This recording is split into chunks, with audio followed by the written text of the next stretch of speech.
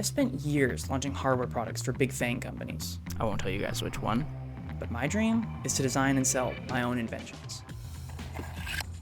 I'm Rob, and I know I can launch a product with a big company, but this is harder. If I want to replace my income and turn fiction products into a real product business, I need to do these 3 things differently. Number 1, I need to design a product that's both satisfying and visually appealing, especially for video. Number 2, I need to get mass production set up for less than $5,000.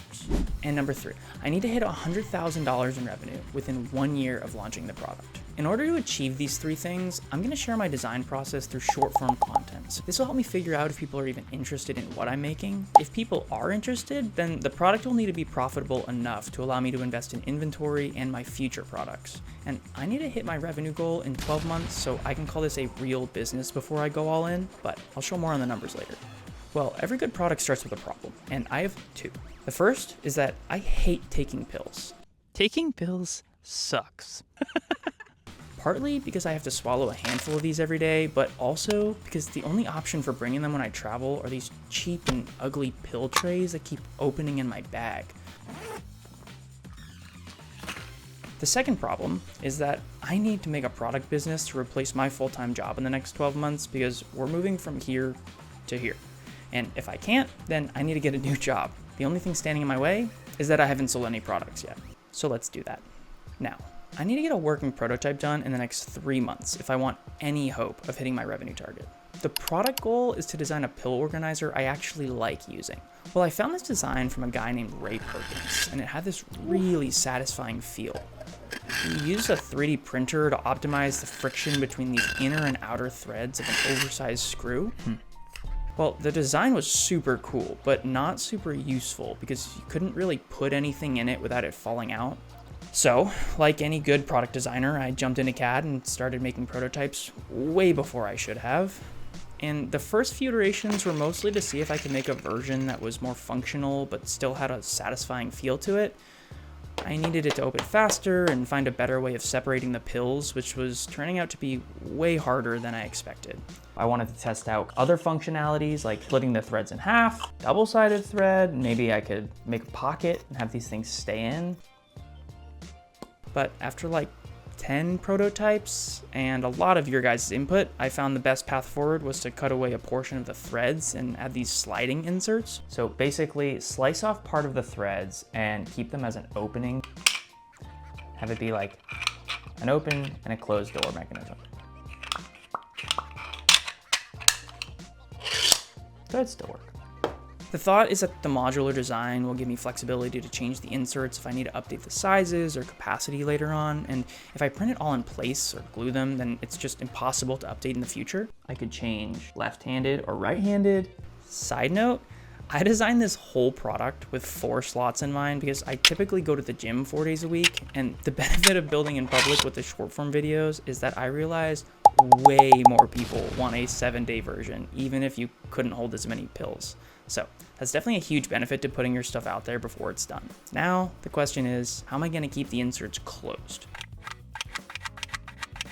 So I try to make these grooves in the side here so that when you put the insert in, you can add a little ball, slide the insert in, and the idea would be balls click into this sliding mechanism, right? Click closed. I realized pretty quickly this isn't going to be reliable over time because the plastic on plastic just wears out so quickly. So I was looking for some inspiration when I saw these ball plungers being used in a closet door. And basically it's like a small cylinder with a spring in it and then a ball sealed on top. And since the ball can rotate and compress, the friction is reduced a lot. The main issue is that I need a really tiny version, and the only company I could find that could make a size that small for me is in Asia. So I was able to get a hold of some samples, but they had this coupon, and the next thing I know, I've got 100,000 pieces on order. My wife's kryptonite is Amazon, and mine is custom hardware companies. I did do some testing to make sure the spring force was dialed into my liking, and luckily this is something they were able to tweak for me. When I'm telling you this latching sound is satisfying, I mean, like, listen to this. All right, so the inserts are locked, problem 1 solved, but now I need to figure out how to keep them in the tube. Normally, people use threads to hold caps on, which I tested, but since I had to remove a portion of the cylinder, it meant that the threads just suck putting on and taking off. Like, they bind and they strip, and not only that, but when the bottle was being twisted on and off, the cap just constantly came loose no matter which direction I designed the threads. So I pivoted and tried a tab with a tiny screw to hold it onto the cap, but I just don't want to send every customer a screwdriver to help get the cap off. So I started making some videos and asking for help when someone DM'd me a link to this perfect latching mechanism of a flower pot from a company called Lofted Goods. My thought was, instead of making an outdent using plastic like they do, I can extend these magnets and use them as this latch. This way I'm utilizing a part that's already in place and it avoids that plastic on plastic wear. I thought this would be a simple mechanism to design, but I just couldn't get it tight enough. Like, after about 80 iterations, I was just gonna give up on this option.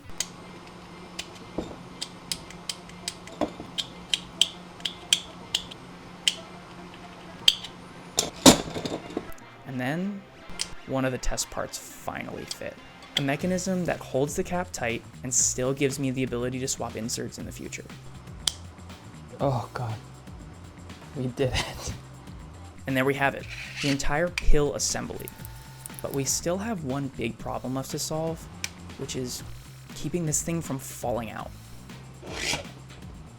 Now, since the bottle is made from a hexagonal thread, I need 12 magnets to hold it closed. And I swear, the guy who does sales for the ball plunger company has to work for this magnet company too, because look how many magnets I bought. I guess I also own a timeshare now.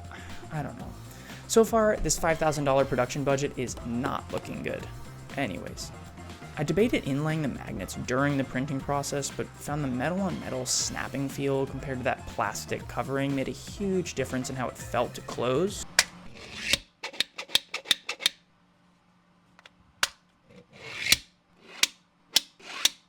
I decided to do it the more difficult way and figure out how to press fit each magnet after printing. Luckily, I could make myself a fixture to hold the magnets correctly each time. Since we're on a tight timeline and budget, I won't automate this part yet, but I think that's definitely a project for the future, because this is pretty time consuming. No cap side. Oh no. This isn't even gonna fit. This bottle by itself doesn't even fit. I'm such an idiot.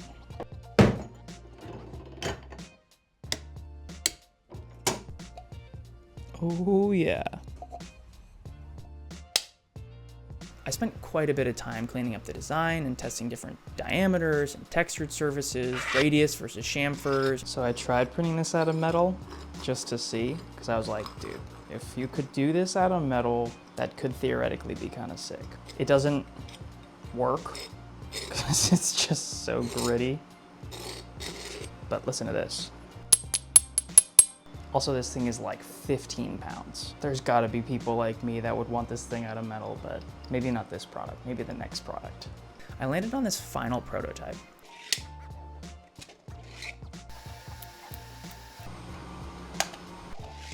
I feel like this is something I'm really comfortable using. Also, it's super satisfying. Got all the doors working. Pretty clicky. So if you were curious how many prototypes I've done, I think I'm up to like 85. So I don't actually know what to do with all my scrap material. I want to do some sort of like recycled product at some point. So if you have any ideas of what I can do with all my scraps, definitely hit me up and let me know, because I don't want to throw it out, because I'm a hoarder. Well, I user tested it for a few weeks and found it's actually perfect for my needs. It's small and discreet, satisfying and functional. The 4-day version can hold 7 large pills, and the 7-day version can hold 4.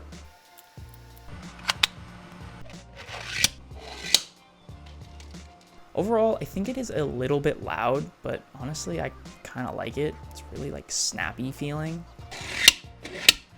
All right, I spent 2 months prototyping, and then I remembered I'm trying to build a product business here, and that the whole product ended up being nearly impossible to manufacture conventionally. Originally, I was gonna try to injection mold these, so I visited the company who designed and molded the first SD cards in the world, But after discussing this with them, it was pretty clear that this would either need to be fully redesigned and remove all these overhangs and pockets. That's weird. It's a pillbox. Kid's sick.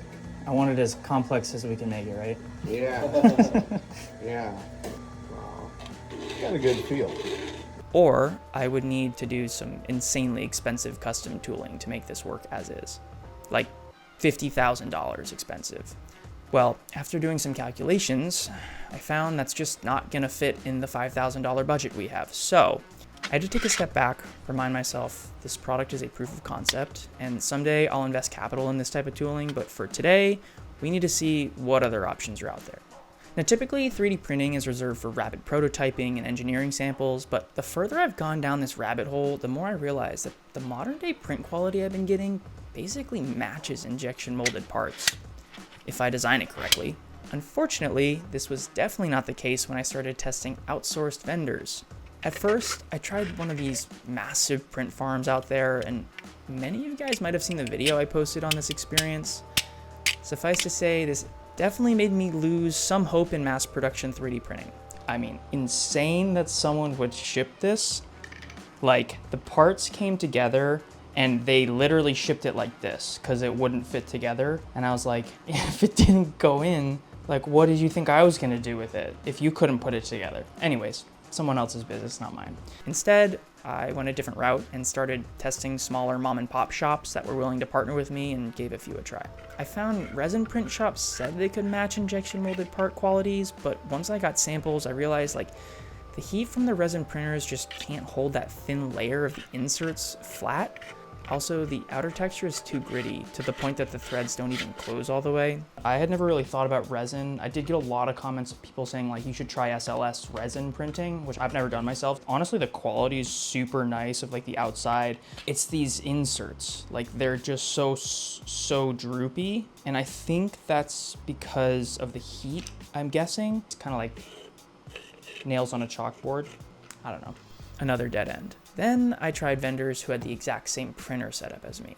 This was more promising, but even with this strategy, I found that the settings vary from printer to printer and farm to farm. And after a few more brutal experiences of getting larger batches of samples, I finally caved and I just redesigned my threads to loosen the tolerance in order to account for printer variance. The amount of detail and work that goes into outsourcing is basically a full-time job at this point. I even had to write a full work instruction of how to package and ship the raw materials to me because I had so many issues with vendors shipping hardware with bad packaging, and it would just like create these friction burns during shipments. I thought it was gonna be like a waste of $1,000, but luckily with the videos, you guys recommended selling these as manufacturing seconds, so hopefully that won't be a total loss. But we finally did it. We got the first round of mass production units completed and assembled by yours truly. It took a while to figure out a good production workflow, but once I was in the groove, I could assemble maybe 50 bottles an hour by myself.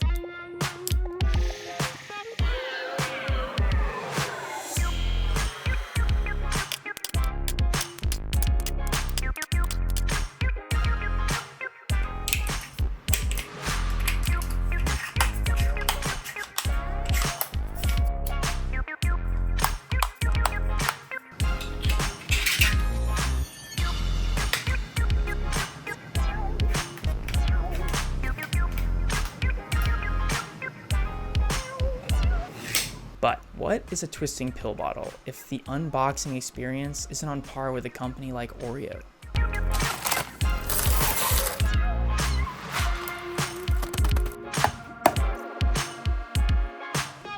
So for my next distraction, I spent more time than I'm proud of making the packaging clean and satisfying.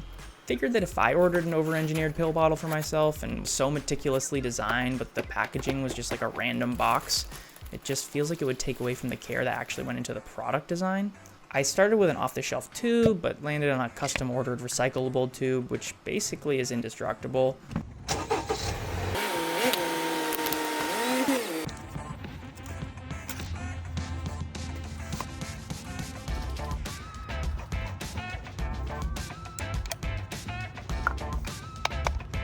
Some of the inspiration here came from the fact that when I get an Amazon package, it comes with like 3 boxes and a bunch of tape before I get to my order that didn't even need any of this protection in the first place. Felt really wasteful. Then I saw like the adhesive from the shipping labels actually way stronger than most of the paper tapes that these companies use to seal their packages. So I wanted to see if I could make the circumference of the tube greater than the length of the label. This way I could use it to actually seal the package as the tape. I did some research on how other packages open, either using a pull tab or a punch perforation, and I landed on this hand tool from Japan. Basically lets me perforate part of the label without going through the barcode, and then when a customer gets the package, they can just twist the cap and voila. Satisfying, clean, and reusable. I spent some time during this whole process getting professional renders done, getting business licenses, updating my website and payment systems, and then I was pretty much ready to go. I made my first 500 bottles for mass production, I've got my waitlist ready to go from all the short form videos I've been making along the way, and so far, I've only had a few knockoffs.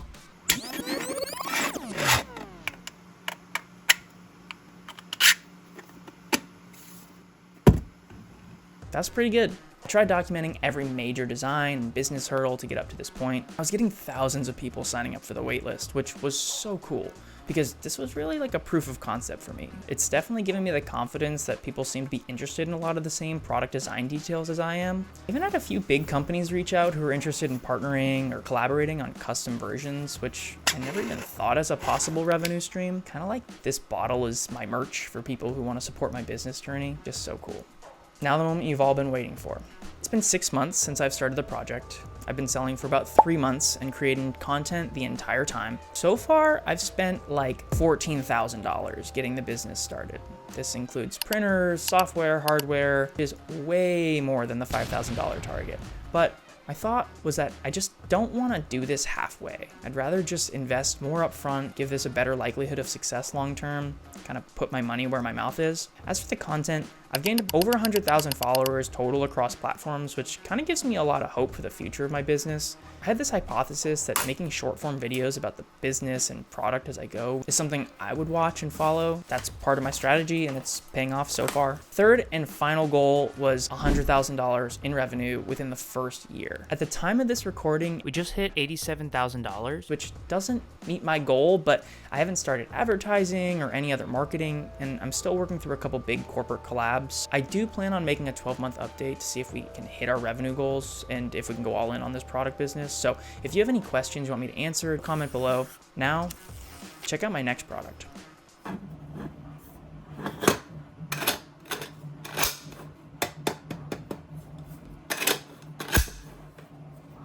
Thanks, guys.